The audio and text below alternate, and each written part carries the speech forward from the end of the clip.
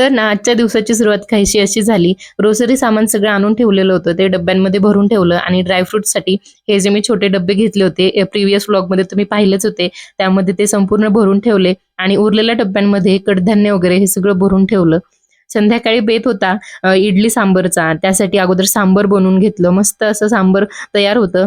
त्यासोबतच म्हटलं चटणी बनवून घ्यावी लगेचच. चटणीसाठी ओलं खोबरं घेतलं. त्यामध्ये कोथिंबीर, कढीपत्ता आणि शेंगदाणे, साखर आणि थोडंसं मीठ टाकून मिक्सर जारमध्ये बारीक करून घेतलं आणि चटणीला तडका देण्यासाठी गरम तेलामध्ये तीळ, जिरे आणि मोहरी टाकून मस्त तडतडू दिलं आणि त्यानंतर ते चटणीवर टाकून एकत्र करून घेतलं आणि मस्त अशी चटणी तयार केली.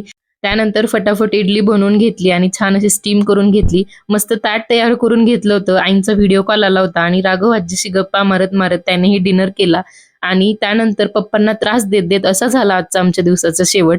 तर भेटूयात नेक्स्ट व्लॉगमध्ये. तोपर्यंत बाय.